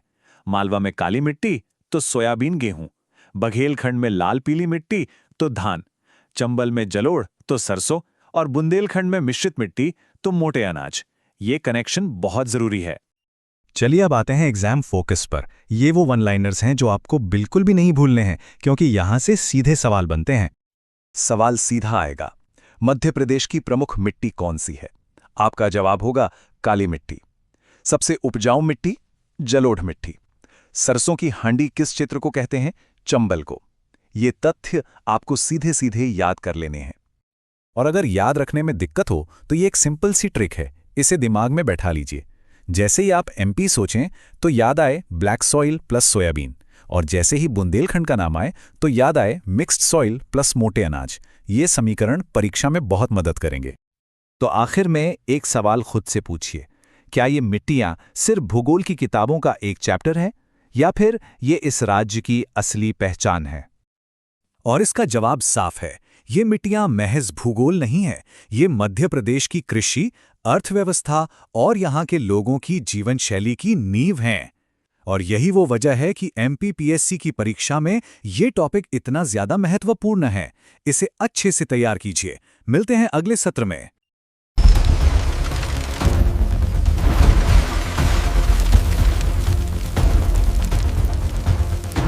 नमस्कार। कभी सोचा है कि भारत का दिल यानी मध्य प्रदेश सिर्फ अपनी खूबसूरती या इतिहास के लिए ही नहीं जाना जाता? असल में इसकी धरती के सीने में बेशकीमती खजाने दबे हैं। लोहा, तांबा, मैंगनीज और हाँ, चमचमाते हुए हीरे भी। तो आज चलिए मेरे साथ मध्य प्रदेश के इसी खनिज संसार की एक गहरी यात्रा पर चलते हैं। तो इस सफर में हम कहां-कहां चलेंगे? सबसे पहले हम समझेंगे कि मध्य प्रदेश को खनिजों का खजाना आखिर कहते क्यों हैं। फिर हम गोता लगाएंगे धात्विक और अधात्विक रत्नों की दुनिया में, जानेंगे कि इन खजानों को संभालने के लिए कौन सी नीतियां बनी हैं। और अंत में परीक्षा में सफलता दिलाने वाले कुछ सबसे जरूरी तथ्यों पर नजर डालेंगे। तो तैयार हैं? चलिए ये रोमांचक सफर शुरू करते हैं। चलिए शुरू करते हैं हमारे पहले पड़ाव से। भारत के खनिज नक्शे पर मध्य प्रदेश की जगह ठीक वैसी ही है जैसी हमारे शरीर में दिल की होती है। ये प्रदेश देश की खनिज आपूर्ति की सबसे मजबूत धड़कनों में से एक है। पर ऐसा क्यों है, आइए जानते हैं। और ये सिर्फ कहने की बात नहीं है या कोई उपमा नहीं है। सरकारी तौर पर मध्य प्रदेश को देश के 8 सबसे ज्यादा खनिज संपन्न राज्यों में गिना जाता है। और यही एक तथ्य इस प्रदेश के महत्व को बताने के लिए काफी है और हमारी आज की पूरी पड़ताल का आधार भी यही है। इससे पहले कि हम सीधे खादानों की गहराई में उतरें, चलिए एक छोटी सी पर बहुत जरूरी बात समझ लेते हैं। देखिए, खनिजों को मोटे तौर पर 2 परिवारों में बांटा जाता है। एक है धात्विक और दूसरा अधात्विक। ये छोटा सा फर्क समझना आगे की पूरी कहानी को समझने की चाबी है। तो हिसाब बिल्कुल सीधा है। धात्विक खनिज मतलब वो जिनसे हमें लोहा, तांबा, मैंगनीज जैसी धातुएं मिलती हैं, और दूसरी तरफ हैं अधात्विक खनिज जिनमें धातु नहीं होती, जैसे कि चूना पत्थर, हीरा और रॉक फॉस्फेट। और अच्छी बात यह है कि मध्य प्रदेश इन दोनों ही मामलों में मालामाल है। तो चलिए अब असली खजाने की खोज शुरू करते हैं। प्रदेश के धात्विक रत्न। शुरुआत करेंगे मैंगनीज और तांबे से, क्योंकि इन दोनों में तो मध्य प्रदेश का कोई मुकाबला ही नहीं है। और फिर देखेंगे कि और कौन कौन सी कीमती धातुएं यहां मिलती हैं। जरा इस चार्ट को देखिए। ये जो आप देख रहे हैं, ये अपने आप में एक पूरी कहानी कहता है। मैंगनीज और तांबा अयस्क, इन दोनों के उत्पादन में मध्य प्रदेश पूरे देश में पहले नंबर पर है, सबसे ऊपर। ये सिर्फ एक रैंक नहीं है, ये प्रदेश की औद्योगिक और आर्थिक ताकत का एक बहुत बड़ा सबूत है। चलिए इसको थोड़ा और जूम इन करके देखते हैं। मैंगनीज के लिए आपको जाना होगा बालाघाट और छिंदवाड़ा, जहां एशिया की सबसे बड़ी मैंगनीज खदान भारवेली है। और तांबे के लिए भी बालाघाट का मलाजखंड इलाका देश भर में मशहूर है। लेकिन सबसे चौंकाने वाली बात, देश का लगभग 73% तांबा अकेला मध्य प्रदेश पैदा करता है। सोचिए ये कितना बड़ा आंकड़ा है। लेकिन रुकिए, धातुओं की लिस्ट यहीं खत्म नहीं होती। जबलपुर में मिलता है बढ़िया क्वालिटी का लौह अयस्क, जो स्टील इंडस्ट्री की जान है। फिर अनूपपुर का अमरकंटक क्षेत्र बॉक्साइट के लिए इतना फेमस है कि उसे मध्य प्रदेश का रेणुकूट तक कहा जाता है। इसके अलावा नर्मदापुरम में टंगस्टन और जबलपुर में सुरमा भी पाया जाता है। तो ये तो हुई धातुओं की बात, पर कहानी अभी बाकी है। अब हम सफर करेंगे अधात्विक और ऊर्जा खनिजों की दुनिया में। और ये एक ऐसा सफर है जो हमें प्रदेश के बेशकीमती हीरे से लेकर ऊर्जा के सबसे बड़े स्रोत यानी कोयले तक ले जाएगा। और जब बात हो अधात्विक खनिजों की, तो भाई शुरुआत तो शहंशाह से ही होनी चाहिए, हीरा। ये बात हमेशा याद रखिएगा कि मध्य प्रदेश पूरे भारत का इकलौता, जी हां, एकमात्र ऐसा राज्य है जहां हीरे का उत्पादन होता है। ये सचमुच मध्य प्रदेश के खनिज ताज का सबसे कीमती कोहिनूर है। अब यहां पर एक कंफ्यूजन होता है जो एग्जाम में अक्सर फंसा देता है। डायमंड पार्क कहां है और डायमंड म्यूजियम कहां? तो इसके लिए एक छोटी सी ट्रिक है, याद रखिएगा। प से पार्क और प से पन्ना, तो डायमंड पार्क हुआ पन्ना में और म्यूजियम वो है खजुराहो में। ऐसे याद रखिए कि जहां मंदिरों का इतना बड़ा संग्रहालय है, वहीं हीरे का भी। हीरे की चमक के बाद अब आते हैं चूना पत्थर पर, जिसने कटनी और सतना को चूना नगरी की पहचान दी है और ये सीमेंट उद्योग की रीढ़ है। फिर है रॉक फॉस्फेट, जिसके उत्पादन में झाबुआ देश में दूसरे नंबर पर आता है। खूबसूरती की बात करें तो ग्वालियर का रंगीन और जबलपुर का सफेद संगमरमर लाजवाब है। और जब बात ऊर्जा की आती है तो सिंगरौली और प्रदेश का सबसे बड़ा कोयला क्षेत्र सोहापुर देश को रोशन करने में मदद करता है और प्रदेश को चौथा स्थान दिलाता है। अब सवाल ये उठता है कि इतने बड़े खजाने को मैनेज कैसे किया जाता है। जाहिर है इसके पीछे एक मजबूत सिस्टम काम करता है। तो अब हम उस नींव को देखेंगे, वो नीतियां और निगम जो इस खजाने की खुदाई से लेकर इसके विकास तक की दिशा तय करते हैं। ये टाइमलाइन दिखाती है कि प्रदेश ने वक्त के साथ अपने खजाने को संभालने के लिए कैसे कदम उठाए। इसकी कहानी शुरू होती है 1962 में, जब खनिज विकास निगम की नींव रखी गई। फिर 1995 में पहली प्रॉपर खनिज नीति आई, जिसे 2010 में नई नीति लाकर और बेहतर बनाया गया। और समय की मांग को देखते हुए 2017 में रेत खनन के लिए खास नीति भी लाई गई। और अब वो सेक्शन जिसका सबको इंतजार रहता है, खासकर उन्हें जो परीक्षा की तैयारी कर रहे हैं। ये है वो रामबाण तथ्य जो सीधे सीधे परीक्षा में पूछे जा सकते हैं। चलिए एक क्विक रिवीजन करते हैं। पहला और सबसे लेटेस्ट फैक्ट, ये नंबर देखिए, 23%। ये क्या है? वित्तीय वर्ष 2024-25 में मध्य प्रदेश के खनिज राजस्व यानी मिनरल से होने वाली कमाई में 23% की जबरदस्त बढ़ोतरी हुई है। ये प्रदेश की आर्थिक सेहत का एक बड़ा इंडिकेटर है। चलिए अब जरा आपकी करंट अफेयर्स की नॉलेज टेस्ट करते हैं। हाल ही में एक बहुत बड़ी खोज हुई है, बंदर हीरा ब्लॉक। बताइए ये किस जिले में है? सोचिए जरा। तो सही जवाब है छतरपुर। और यहीं पर एग्जामिनर एक जाल बिछाता है। ऑप्शन में सबसे पहले पन्ना दिया होगा और ज्यादातर लोग वहीं फंस जाते हैं। लेकिन आपको याद रखना है, बंदर हीरा ब्लॉक छतरपुर में है, जहां 34.5 मिलियन कैरेट से भी ज्यादा हीरे का भंडार होने का अनुमान है। अच्छा, एक और मजेदार सवाल। फिल्म शोले के सुरमा भोपाली को तो सब जानते हैं, वो भोपाल से थे। पर क्या आप जानते हैं कि सुरमा नाम का खनिज मध्य प्रदेश में कहाँ मिलता है? क्या वो भी भोपाल में ही मिलता है? बिल्कुल नहीं। और यहीं एक और कंफ्यूजन होता है। सुरमा खनिज, जिसे एंटीमोनी भी कहते हैं, वो मिलता है जबलपुर में। तो याद रखिएगा, सुरमा भोपाली बेशक भोपाल से थे, लेकिन सुरमा खनिज जबलपुर से है। चलिए एक बार फटाफट सारी रैंकिंग्स को दोहरा लेते हैं ताकि दिमाग में छप जाए। नंबर 1 पर कौन कौन है? हीरा, मैंगनीज और तांबा। दूसरे नंबर पर रॉक फॉस्फेट, तीसरे पर चूना पत्थर और चौथे पर कोयला। ये लिस्ट परीक्षा के लिए मोस्ट इंपॉर्टेंट है। और हाँ, एक और जरूरी current affairs update. Mining conclave 2024 का आयोजन भोपाल में हुआ था और अगले साल 2025 में ये कटनी में आयोजित किया जाना प्रस्तावित है। ये दिखाता है कि प्रदेश में खनिज क्षेत्र को लेकर कितनी सक्रियता है। तो ये थी मध्य प्रदेश के खनिज संसार की हमारी यात्रा। लेकिन जैसा कहते हैं, कहानी अभी खत्म नहीं हुई है। बंदर हीरा ब्लॉक जैसी नई नई खोजें हमें ये सोचने पर मजबूर करती हैं कि इस धरती की गहराइयों में न जाने अभी और कितने राज, कितने अनमोल खजाने दबे हुए हैं। ये एक ऐसा सवाल है जिसका जवाब हमें आने वाला वक्त ही देगा।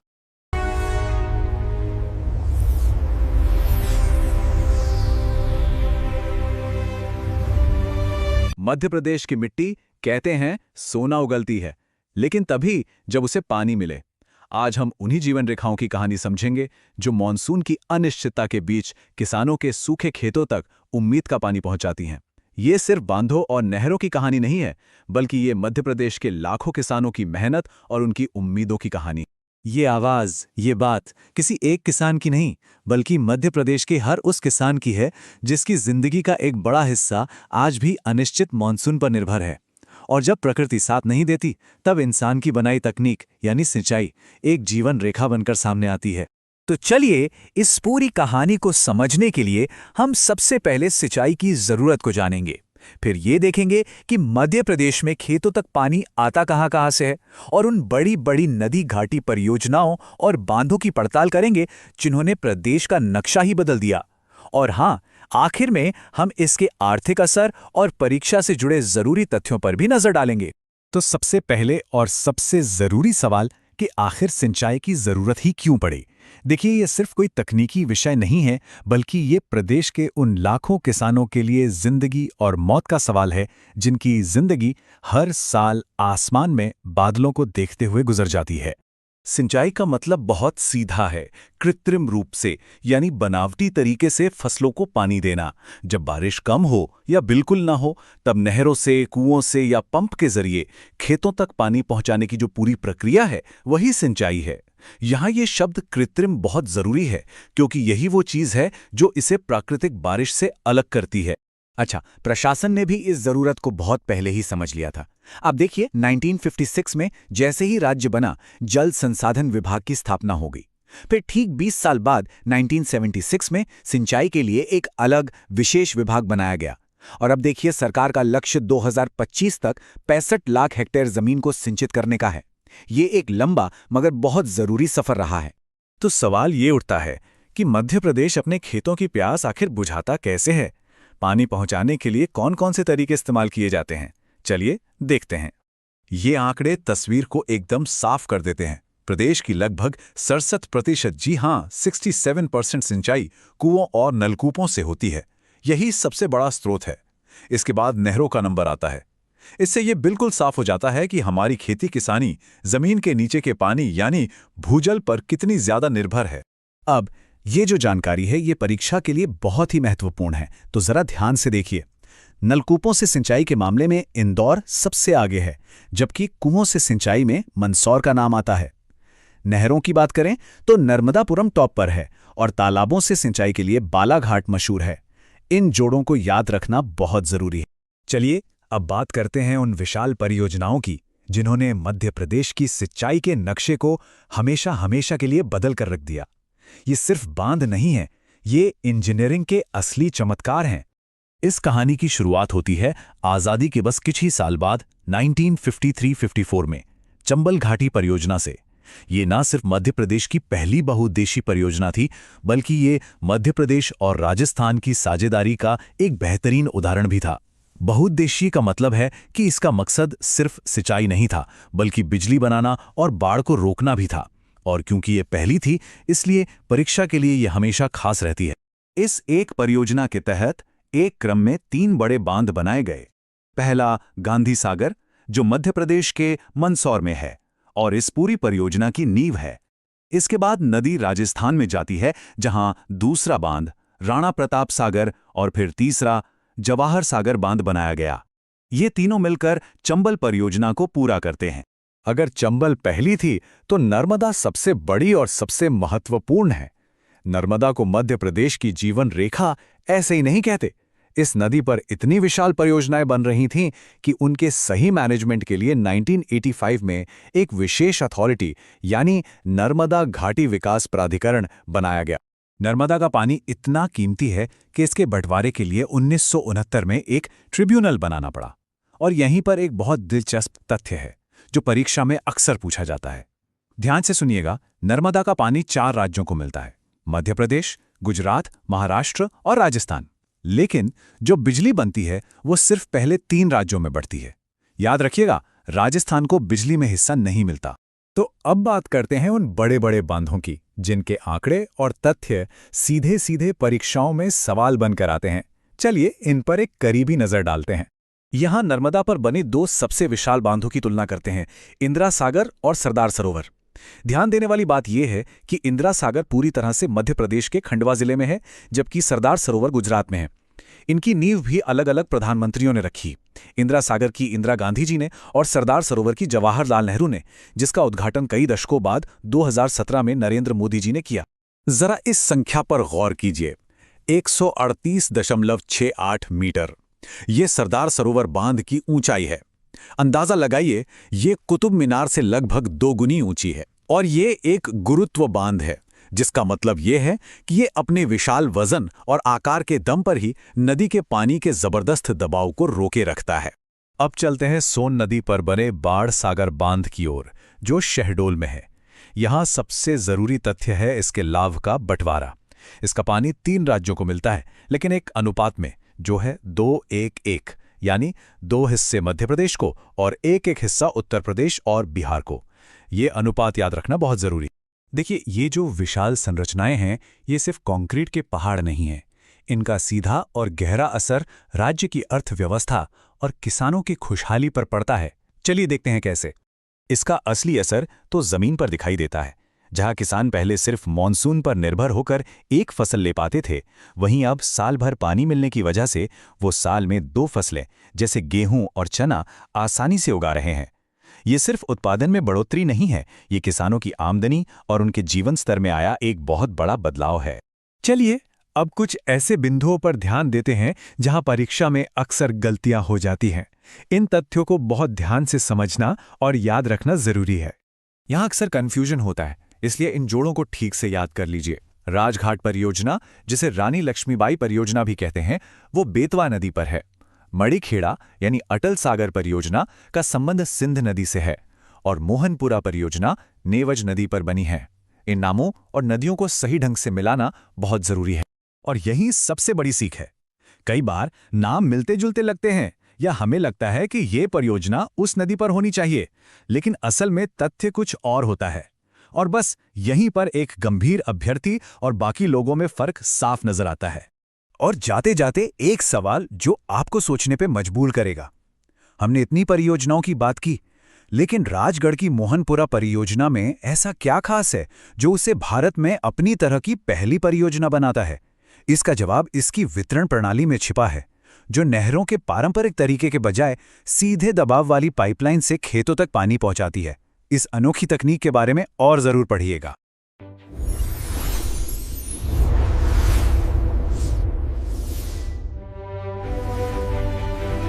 पीएनज एकेडमी में आप सभी का स्वागत है।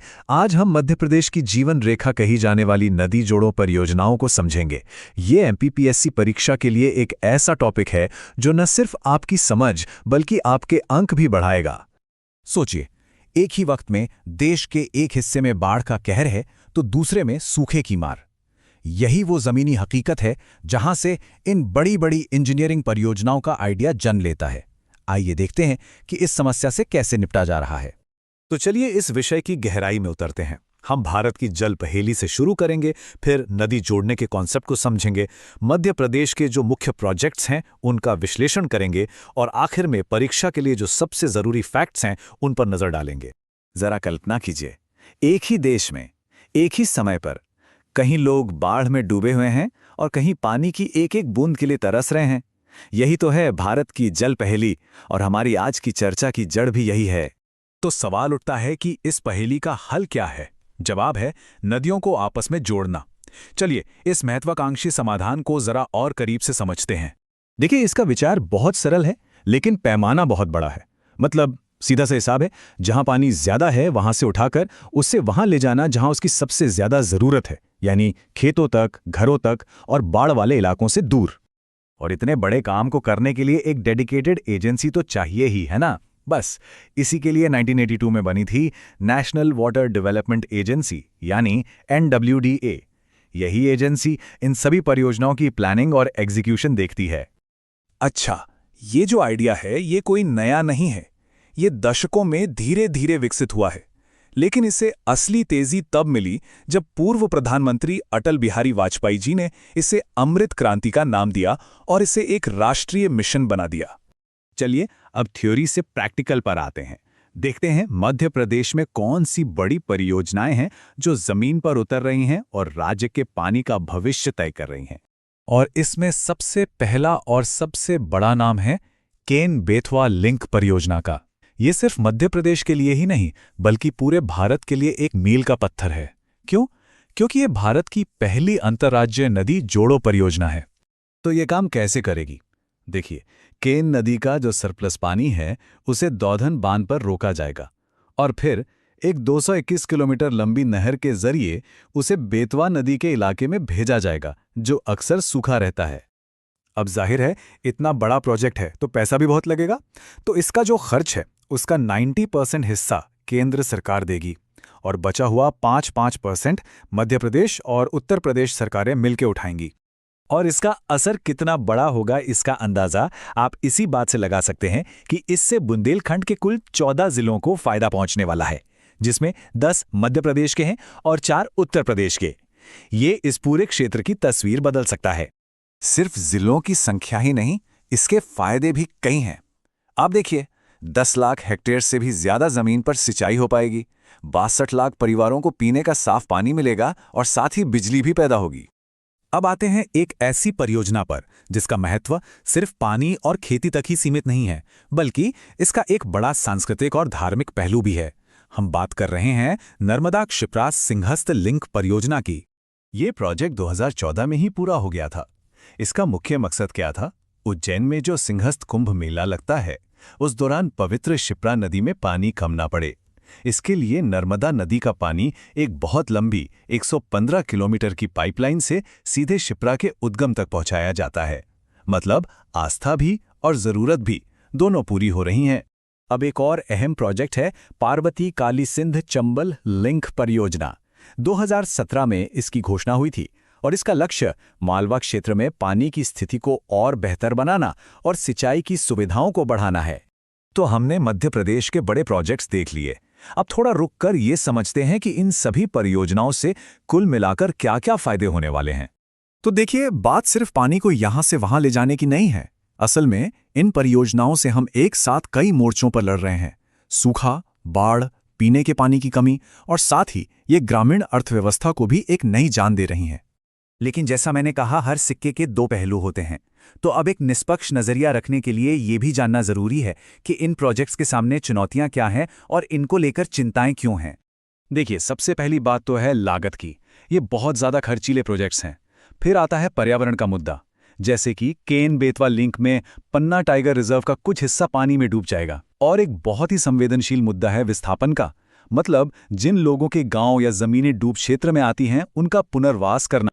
चलिए, अब जब हमने पूरा कॉन्सेप्ट समझ लिया है तो आते हैं सबसे जरूरी हिस्से पर। एमपीपीएससी परीक्षा के लिहाज से हमें क्या क्या बातें याद रखनी है। ये 4 पॉइंट एकदम दिमाग में बैठा लीजिए। पहला, केन बेतवा मतलब बुंदेलखंड, और ये भारत की पहली इंटरस्टेट लिंक है। दूसरा, नर्मदा शिप्रा का सीधा कनेक्शन मालवा और सिंहस्थ कुंभ से है। तीसरा, इन सभी का जो मूल लक्ष्य है वो है क्षेत्रीय जल संतुलन बनाना। और चौथा, विकास और पर्यावरण के बीच की जो बहस है उसकी आपको गहरी समझ होनी चाहिए। अब जो हमने सीखा उसी पर आधारित ये एक सवाल देखें। इससे आपको ये आइडिया लगेगा कि परीक्षा में प्रश्न किस तरह से पूछे जा सकते हैं। तो आखिर में सवाल यही खड़ा होता है कि क्या इन परियोजनाओं से होने वाले बड़े बड़े लाभ इनकी वजह से होने वाले पर्यावरणीय और सामाजिक नुकसान की भरपाई कर सकते हैं? खैर, इसका जवाब तो वक्त ही देगा।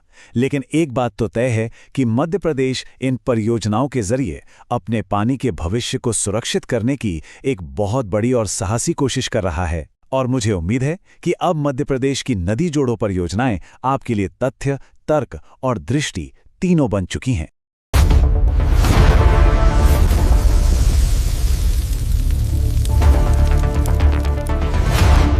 तो चलिए मध्य प्रदेश के प्रमुख उद्योगों को समझते हैं। और हां, इस तरह से समझेंगे कि आपको फैक्ट्स रटने की जरूरत ही ना पड़े, बल्कि उनके पीछे का लॉजिक, उनकी कहानी समझ में आ जाए। ये एमपीपीएससी की तैयारी के लिए एक बहुत ही जरूरी टॉपिक है, तो ध्यान से समझिएगा।